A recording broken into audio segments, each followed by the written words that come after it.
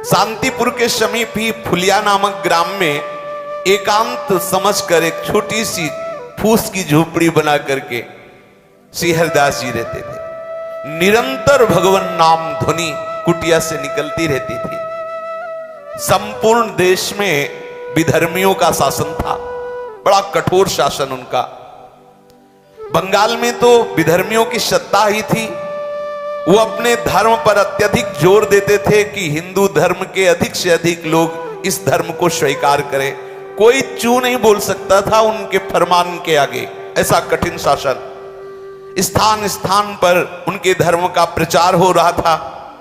उनके धर्म प्रचार में जरा भी कोई विघ्न अगर उपस्थित कर दे तो बादशाह से उसे सीधे मृत्युदंड, ऐसा भयंकर से भयंकर पीड़ायुक्त दंड दिया जाता था। इधर इस कुल में जन्म होने के कारण और निरंतर नाम रटने के कारण विधर्मियों के हृदय में बड़ी पीड़ा हुई कि हमारे कुल में जन्म लेकर के भी ये हिंदुओं के ठाकुर का नाम जप करते हैं। काजी इनको बहुत कष्ट हुआ। पहले कुछ भेजे कि उनको समझा दो, वो नाम छोड़ दें और कुरान शरीफ के अनुसार वो इस्लाम को स्वीकार करें। वहां कौन सुनने वाला है? जिसकी दृढ़ निष्ठा हो गई उसे कोई हिला नहीं सकता। फुलिया के आसपास पूर्ण शासन मानो एक बादशाह ही हो। गुराई नाम का काजी, बड़ा ही कठोर स्वभाव का, वो हरिदास जी के प्रति तो ऐसा जलने लगा, पूछो मत, ईर्ष्या का ठिकाना नहीं रहा उसके मुख। जब हरिदास जी के मुख से हरिनाम सुना तो जल गया। उसने सोचा कि हमारे धर्म में बड़ा भारी एक कलंक होगा और बहुत से जो धर्म परिवर्तन करना चाहेंगे, इस्लाम धर्म से हिंदू धर्म जाना चाहेंगे, उनका तो साहस बढ़ जाएगा। इनको ऐसा दंड दिया जाए कि कोई भूल करके भी हरि नाम न ले।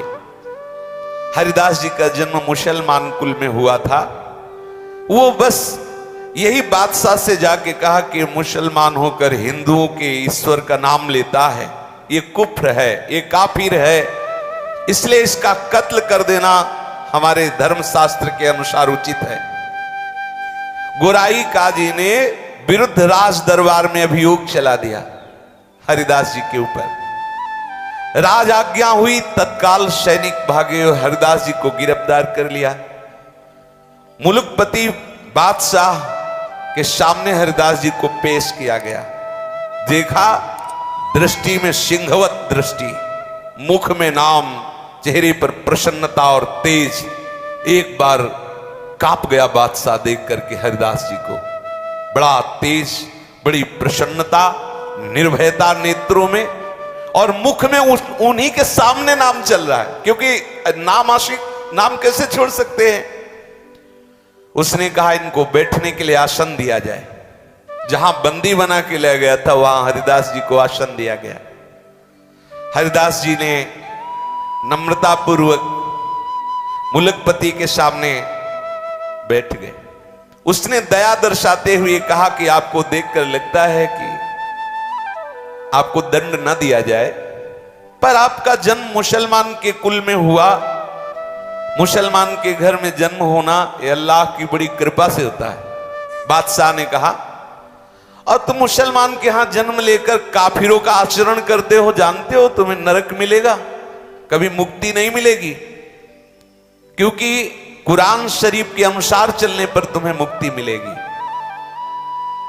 हम चाहते हैं कि तुम कुरान शरीफ को स्वीकार करो, हम तुम्हें दंड नहीं देना चाहते, बंद करो हरि नाम लेना, तुम तौबा बोलो, अर्थात गलती स्वीकार करो, प्रायश्चित करो, कलमा पढ़कर मोहम्मद साहब की शरण में जाओ, भगवान तुम्हारे अपराधों को क्षमा कर देंगे और तुम्हें मोक्ष प्राप्त होगा।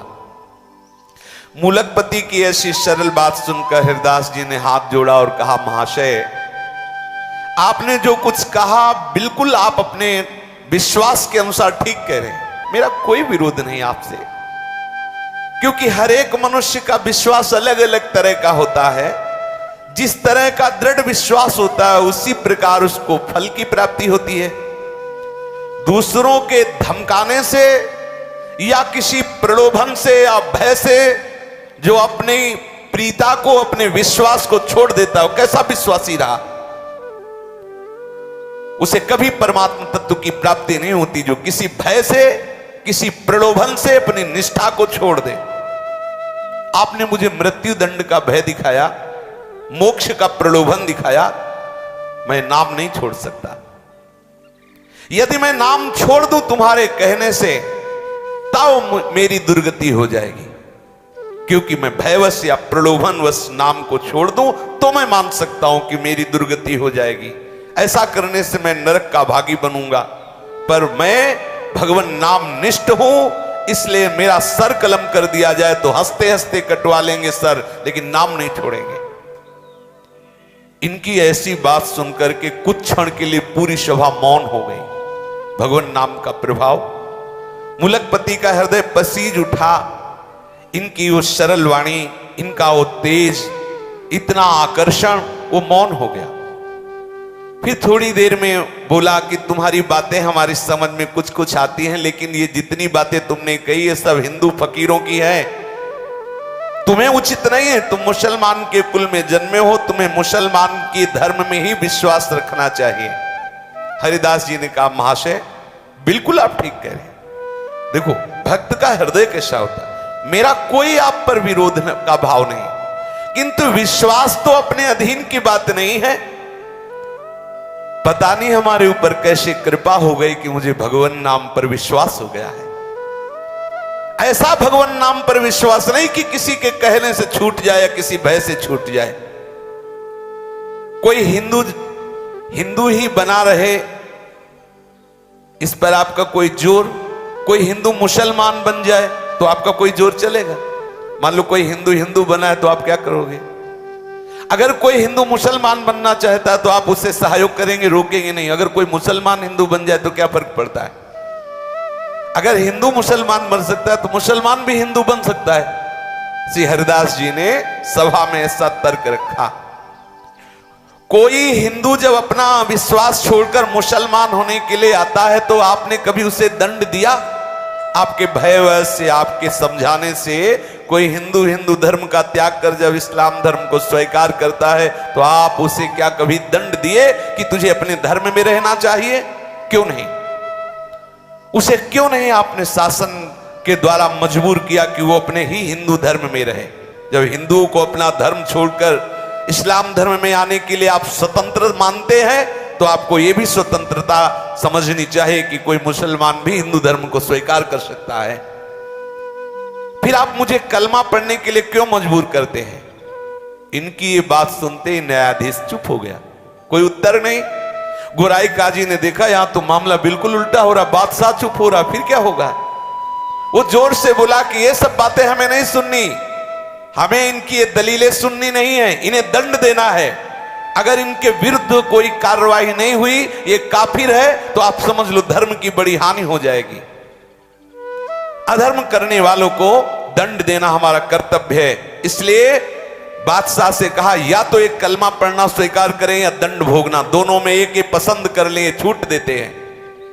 बेचारा मुलकपति मजबूर था, इस्लाम धर्म के विरुद्ध कुछ कह नहीं सकता था, काजियों के विरुद्ध न्याय करने की उसमें हिम्मत नहीं थी। उसने गोराई काजी की बात का समर्थन करते हुए कहा कि या तो तुम कलमा पढ़ो और या दंड स्वीकार करो। हरिदास जी ने निर्भीक स्वर में कहा, महाशय मुझे जो कहना था मैंने एक बार कह दिया, भारी से भारी दंड भी हंसते हुए स्वीकार करूंगा, लेकिन हरि नाम नहीं छोड़ूंगा। कितनी बड़ी बात! यहां एकांत में बोल लेना अलग बात है, जब सामने दंड दाता विराजमान है, शासनकर्ता विराजमान है, और उस सभा में ऐसा बोलना बहुत बड़ी हिम्मत की बात है। कोई भी दंड मुझे अपने विश्वास और निष्ठा से विचलित नहीं कर सकता, ऐसा ठाकुर हरिदास जी ने कहा। आप दंड की बात कहते हो, मैं भरी सभा में कहता हूं कि तलवार से मेरे अंग के टुकड़े टुकड़े कर दिए जाएं तो भी मेरे मुख से हरिनाम निकलेगा और कुछ नहीं।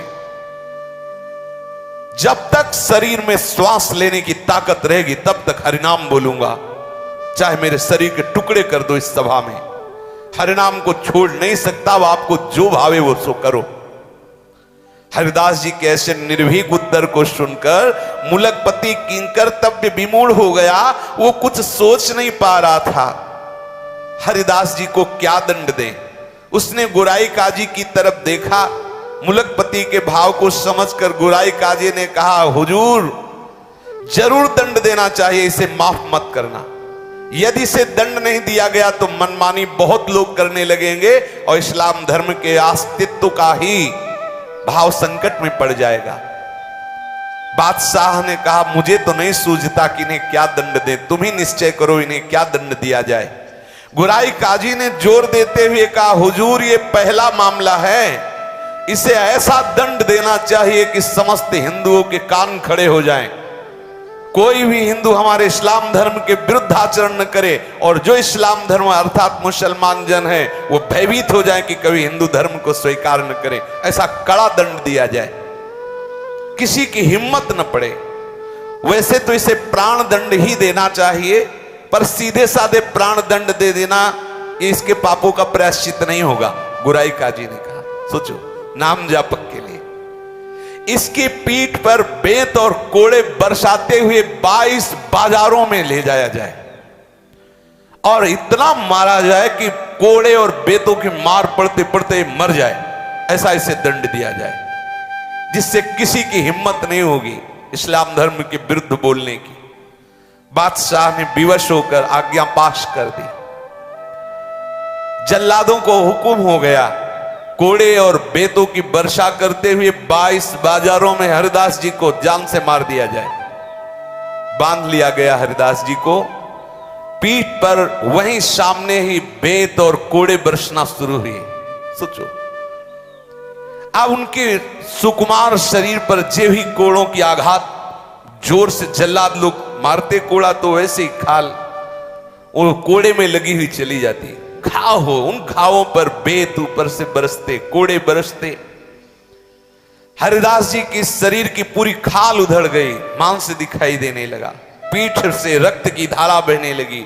निर्दयी जल्लाद उन घावों पर बेत की वर्षा करते। हरिदास जी के मुख से वही हरिनाम, एक क्षण के लिए भी हरिनाम नहीं रुका। कोड़ों और वेतों की वर्षा हो रही है। बाजार में जो भी देखता आंख मूंद लेता, कोई चीख पड़ता, कोई रोने लगता, हाय हाय मच गई। लेकिन बादशाह के हुक्म के आगे किसी का क्या जोर। बहुत से भक्त तो चीख चीख के रोने लगे। वो केवल कृष्ण नाम कीर्तन करते हुए बेत और कोड़ों की मार सह रहे हरिदास जी। एक बार भी ना तो जल्लादों की तरफ मुड़ के देखा, न जनता की तरफ, न एक क्षण के लिए भी नाम रुका। हर समय नाम चल रहा है। 22 बाजारों में घुमाया गया, शरीर रक्त से लथपथ है, हरिदास जी के प्राण नहीं निकल रहे। जल्लादों ने आश्चर्य प्रकट किया कि ऐसा कठोर आदमी तो आज तक हमने नहीं देखा। हम लोगों के 10-20 बेत कोड़े पड़ते ही कितने मूर्छित हो गए देखा है, लेकिन 22 बाजारों में कितने असंख्यों बेत और कोड़े पड़ गए, इसके होश जीव कितने बने हुए। ये मरेगा भी कि नहीं? अगर नहीं मरेगा तो बादशाह मुझे मार डालेगा। इसलिए वो जल्लाद कांप रहे कि मरेगा कैसे। हमें लगता है जो नाम उच्चारण कर रहा है इसी का प्रभाव है। भारी दुख में भी ना तो इसके मुंह पे कोई शिकन है, ना कोई वेदना है। अब हम लोग क्या करें? दयालु हृदय महात्मा हरिदास जी ने कहा, हरि बोल, हरि बोल, तू भी हरि बोल। बोले अब भी वो बोलता है हरि बोल, हरि बोल, ऐसे कह के फिर हरिदास जी आनंद मगन हो रहे। ये भी हरि बोल बोल रहे, इनका भी कल्याण हो जाएगा, इसलिए आनंद हो रहा है। ऐसे जल्लादों के मुख से हरि नाम निकला, इनका भी कल्याण हो जाएगा। हाथ जोड़कर अश्रु प्रवाह करते हुए हरिदास जी हरि से प्रार्थना करते हैं, काजी, बादशाह और पीटने वाले इन सब का मंगल हो। हे प्रभु, कभी इनको कोई कष्ट ना हो। आप देखो संत का हृदय क्या होता है, नाम जापक का हृदय क्या होता है। प्रभु ये सब भूले भटके हैं, इनके अपराधों को क्षमा करो, ऐसा वो प्रार्थना करते। इतने में ही हरिदास जी की अचेत अवस्था आ गई, मूर्छित हो गए, भूमि में पड़ गए। सेवकों ने देखा कि उनके प्राण संचलित नहीं हो रहे। उनको ऐसा भास हुआ मानो हरिदास जी के प्राण निकल गए। गुराई काजी को सूचना दी गई, मुलकपति को सूचना दी गई कि हरिदास जी के प्राण निकल गए। तो उन्होंने कहा ये काफिर है, इसको अगर जमीन में गाड़ दिया जाएगा तो स्वर्ग मिलेगा, इसलिए इसको काफिर को गंगा में फेंक दो, क्योंकि इस्लाम धर्म के अनुसार यदि जमीन में गाड़ा जाएगा तो इसे स्वर्ग मिलेगा। बोले इसको गंगा में फेंक दो। गोराई काजी ने कहा कब्र में गड़वा देने से मुसलमानी धर्म के अनुसार स्वर्ग की प्राप्ति होती है, इसने मुसलमानी धर्म छोड़ दिया है, इसलिए इसे गंगा में फेंक दो। जल्लादों ने बादशाह की आज्ञा से हरिदास जी के शरीर को गंगा में फेंक दिया। गंगा माता का सुखद स्पर्श होते ही, शीतल जल स्पर्श होते ही हरिदास जी को चेतना आ गई, जागृत हो गई चेतना। धीरे धीरे गंगा के प्रवाह से वो फुलिया के समीप घाट पर आके लग गए। अब दर्शनार्थियों की भीड़ एकत्रित हो गई, क्योंकि सबको पता था, वो तो 22 बाजारों में जब मारा तो सबको पता था, अरे सबने देखा हरिदास जी जीवित है। चारों ओर प्रसन्नता का समाचार फैल गया। लोग ठाकुर हरिदास जी के दर्शन के लिए बड़ी उत्सुकता से आने लगे। जो भी सुनता हो सब भागते हुए दूर दूर से लोग आने लगे। बादशाह और गुराई काजी के पास सूचना पहुंची कि हरिदास जी तो जिंदा है, गंगा में फेंक दिए गए थे और परीक्षण के साथ फेंके गए थे, ऐसे थोड़ी देखा गया था कि प्राण संचलित नहीं हो रहे। घबरा गया बादशाह कि कोई साधारण नहीं, 22 बाजारों में बराबर अनवरत असंख्यों बेत और कोड़े मारे गए, खाल शरीर में नहीं, फिर भी प्राण। हृदय से घबरा करके, आखिरकार कोई सत्ता है, हृदय से घबरा गया और बादशाह स्वयं काजी के सहित आया दर्शन करने हरिदास जी के। फुलिया में जहां हरिदास जी रुके हुए थे, बादशाह ने आया, आकर के नम्रता पूर्वक हाथ जोड़ा, सर झुकाया और कहा आप मुझे क्षमा करें, मैं दंड देने के लिए मजबूर था, इसलिए दंड दिया, मैं आपके प्रभाव को नहीं जानता था, मेरे अपराध को क्षमा कर दो। और आज से मैं ये पास करता हूं कि आप खूब हरिनाम जप करो, कोई नहीं बोलेगा। ऐसा बादशाह ने सर, देखो भगवान का सब लीला विलास है। आज से आपके भजन में कहीं कोई भी विघ्न नहीं पहुंचाएगा, ये फरमान जारी कर दिया बादशाह ने। हरिदास जी नम्रता पूर्वक कहा कि महाशय आपका तो कोई अपराध है ही नहीं, क्योंकि मनुष्य अपने कर्मों के अनुसार दुख सुख भोगता है। कोई हमारे ऐसे कर्म रहे होंगे जिनको भगवान ने पवित्र करने के लिए तुम्हें प्रेरणा की। देखो संतों का हृदय कैसा होता है। हरिदास जी की ऐसी सरल निष्कपट बात सुनकर बादशाह आनंद मगन हो गया। वो हरिदास जी के चरणों में गिरा, बादशाह चरणों में गिरा, फिर वो प्रणाम करके चला गया। अब तो बड़े बड़े वैष्णव सब भाग भाग करके श्री हरिदास जी के समीप आए और दुख प्रकाशित करने लगे। कोई उनके घावों को देखकर फूट फूट कर रोने लगता। हरिदास जी ने उन वैष्णव जनों को समझाते हुए कहा, हे वैष्णव जन, आप सभी लोग भगवत प्रेमी हो, शास्त्र के मर्म को भली भांति जानते हो। बिना पूर्व कर्मों के दुख सुख की प्राप्ति नहीं होती। मैंने इसी जन्म में एक अपराध किया कि मैंने हरि नाम की निंदा सुनी। ये मुझे जो दंड मिला अच्छा मिला, क्योंकि इन कानों से मैंने हरि नाम की निंदा सुनी। यही बोल रहे थे काजी वगैरह, मैंने हरि नाम की निंदा सुनी, भगवान ने अच्छा किया, हरि नाम निंदा सुनने वाले शरीर को पिटवा दिया, अच्छा किया। तो मतलब संत का हृदय क्या होता है ये कोई समझ नहीं सकता। आप वैष्णव जन सब प्रसन्न रहो, मेरे शरीर को बिल्कुल कष्ट नहीं, आपको दिखाई देते हैं घाव, लेकिन सच्ची बताओ मुझे बहुत आनंद हो रहा है। हरिदास जी ने कहा, जिस क्षण प्रभु का विस्मरण हो जाता है उस समय दुख होता है, यहां तो प्रतिपल प्रभु का स्मरण हो रहा है, तो दुख कैसा। ये आपको दिखाई दे रहा है, शरीर में बड़े बड़े घाव दिखाई दे रहे हैं, लेकिन हृदय में मेरे बिल्कुल कष्ट नहीं है। इनके ऐसे उत्तर से सभी वैष्णव जन बड़े संतुष्ट हुए। हरिनाम कीर्तन करते हुए सब वैष्णव जन अपनी अपनी कुटिया को गए। श्री हरिदास जी भगवती भागीरथी के तट पर फुलिया ग्राम के समीप रहने लगे। वहां कौन सी कमी रह गई, जब बादशाह के चरणों में प्रणाम किया तो सोचो कौन सा वैभव उनके लिए दुर्लभ है जो भगवान के चरणों के आश्रित है। अब शांतिपुर से अद्वैताचार्य जी नित्य आते हरिदास जी के समीप। आचार्य ने पुत्र की भांति प्यार करते, अद्वैताचार्य जी पुत्र की तरह प्यार करते हो, ये उन्हें पिता से भी बढ़कर मानते। फुलिया के सभी ब्राह्मण वैष्णव धनी मानी पुरुष रोज दर्शन करने आते श्री ठाकुर हरिदास जी के, बड़ा आदर सत्कार करते। अब आप विचार कीजिए किस कुल में जन्मे, नाम का महत्व देखो। सब ब्राह्मण वैष्णव सब आके प्रणाम करते हैं, सब चरण धूल माथे पे लेते हैं। ये नाम की कितना भयानक दंड दिया गया, क्या बिगाड़ पाया कोई? नाम का प्रभाव देखो। वही बादशाह वही काजी आके चरणों में गिरे।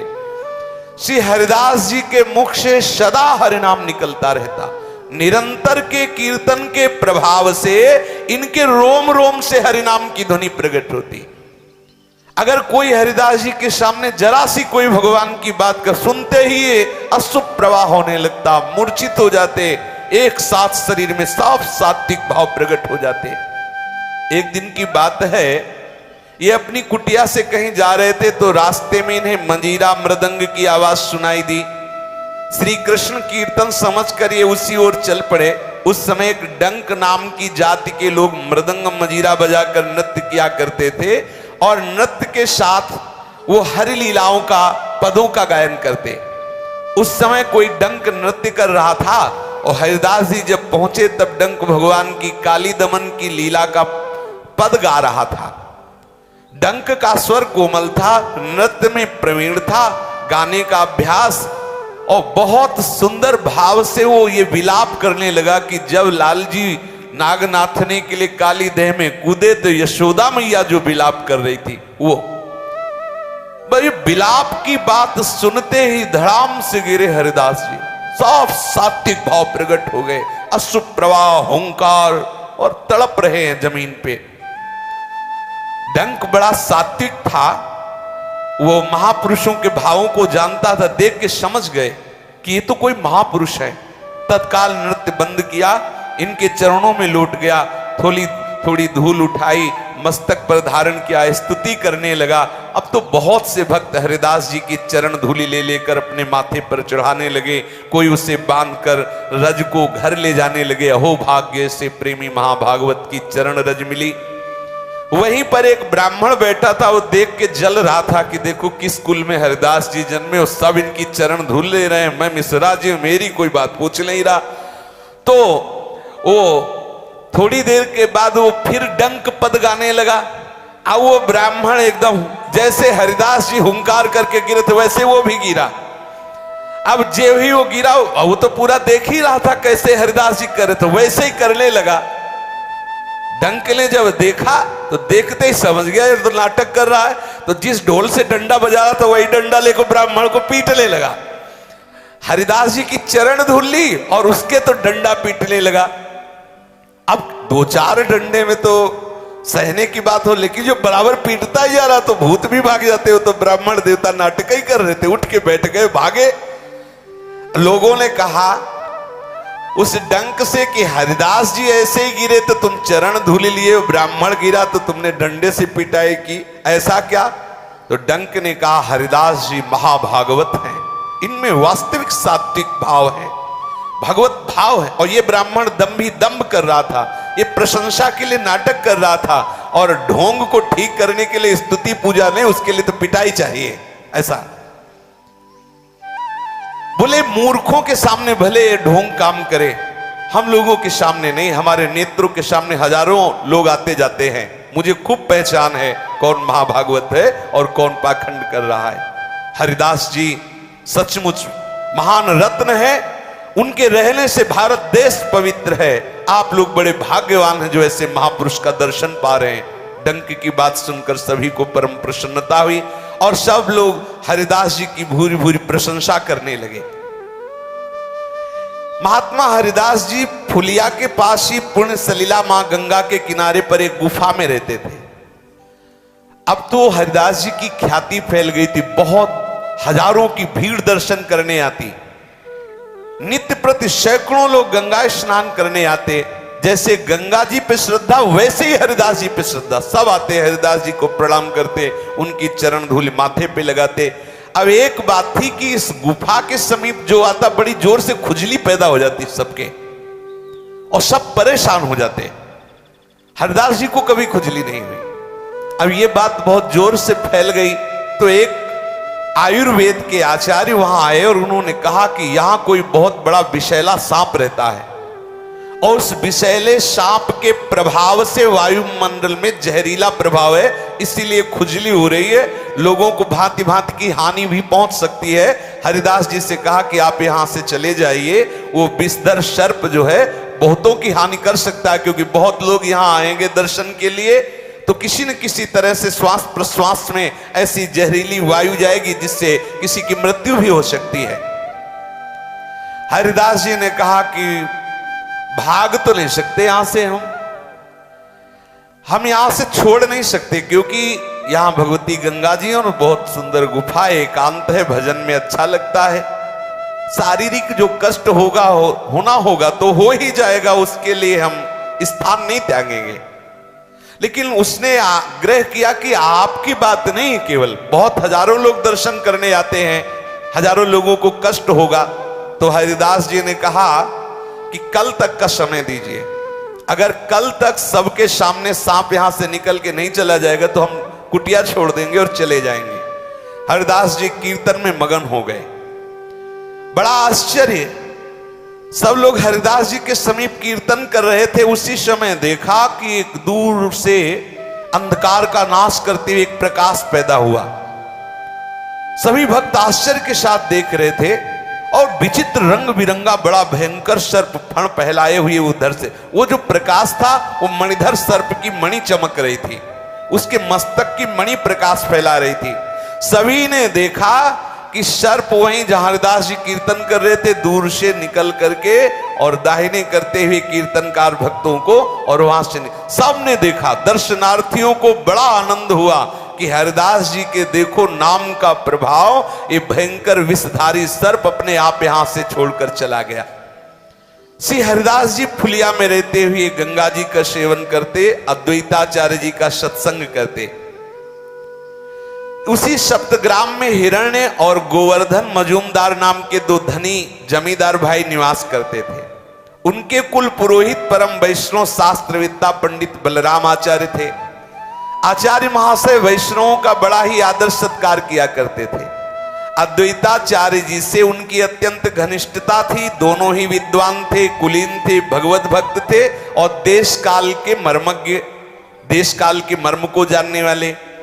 हरिदास जी कभी कभी सप्तग्राम में जाकर बलराम आचार्य जी के यहां भी रहते थे। आचार्य इनकी नाम निष्ठा देखकर बहुत प्रभावित थे, बड़े प्रसन्न होते हरिदास जी को देखकर और हृदय से लगा लेते, पुत्र की तरह दुलार करते। गोवर्धन मजूमदार के पुत्र रघुनाथ दास जी अभी बालक थे। वो जब हरिदास जी को नाम जपता देखते तो उनके मन में विकलता हो जाती, मैं कब नाम जप करूं। ये वही रघुनाथ दास जी जिनकी महिमा गाई जाती है, सोवत हु रसना रटे राधा कृष्ण सुना।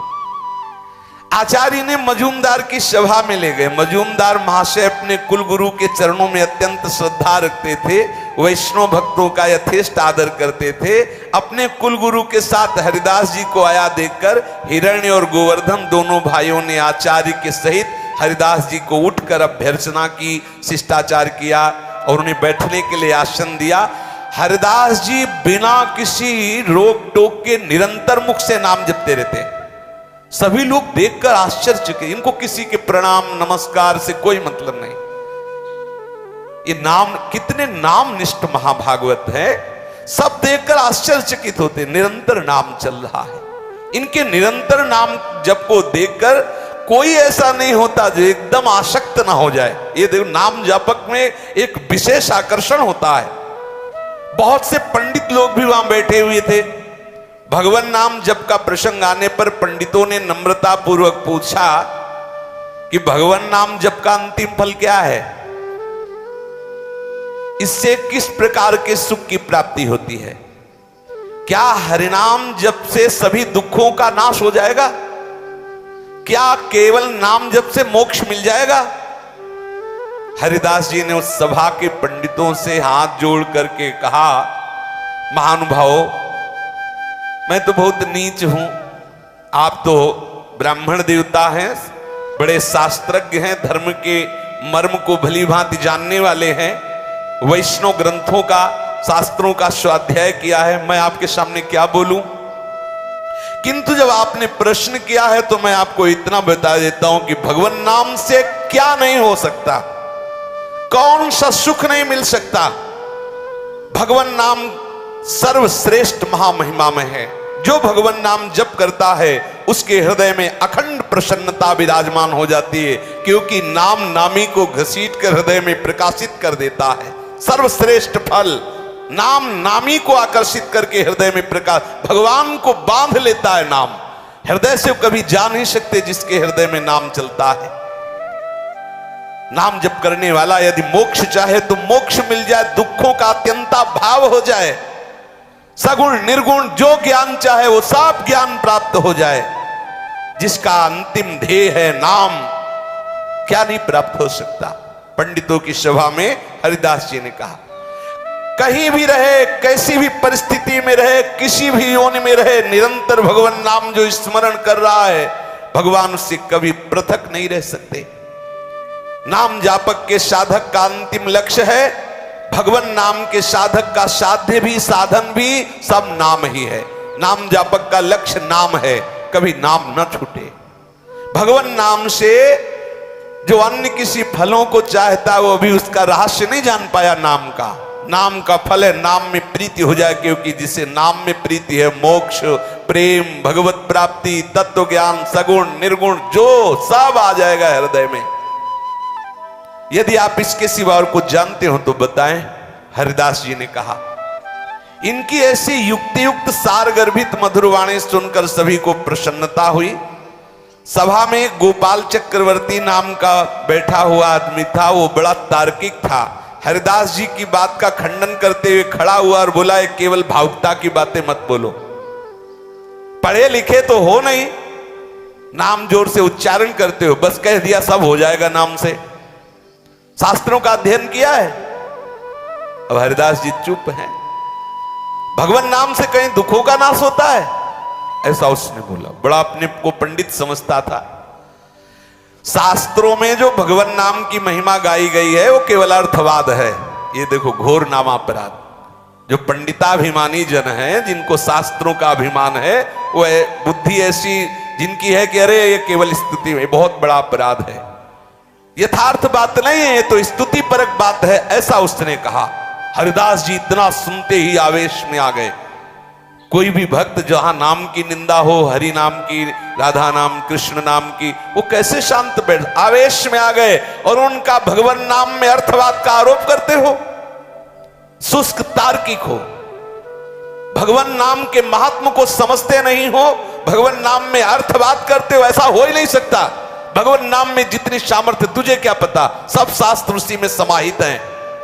उस गोपाल चक्रवर्ती ने अपनी बात पर जोर देते हुए कहा, तुम मूर्खों को बहकाओ। कहले अजामिल ने पुत्र के बहाने नारायण नाम लिया तो तर गया, तुम्हारा घट घट व्यापी भगवान इतना बेसमझ है कि वो नहीं जान रहा था कि पुत्र को पुकार रहा है नारायण। अर्थवाद नहीं तो और क्या है। हरिदास जी ने कहा, अर्थवाद कहने वाले निरंतर अनर्थ को प्राप्त होते हैं, तू भगवान नाम की अवहेलना करता है। जोश में आकर गोपाल चक्रवर्ती ने कहा, यदि भगवान नाम स्मरण करने से मनुष्य की नीचता जाती रहे तो मैं अपनी नाक कटवा लूं। हरिदास जी ने कहा, यदि भगवान नाम के जब से नीचता की जड़ मूल से नाश वाली वृत्ति न प्रकट हो जाए तो मैं नाक कान सब कटवा लूं। तुम क्या समझते हो भगवान नाम को। ये बात बढ़ते देखकर आचार्य द्वैताचार्य जी ने कहा, शांत रहो, क्योंकि जो बड़े महापुरुष होते हैं वो सब तर्क विवाद। उस वैष्णवापराधी को पीनस रोग हुआ, कुछ ही दिन में उसकी नाक सड़ गई। जो कह रहा था नाक कटवा ले, काटना नहीं पड़ा, सड़ गई, कीड़े पड़ गए नाक में। वैष्णव, घोर वैष्णव अपराध से हरिदास जी जैसे नाम प्रेमी महापुरुष से तर्क विवाद निश्चित समझो।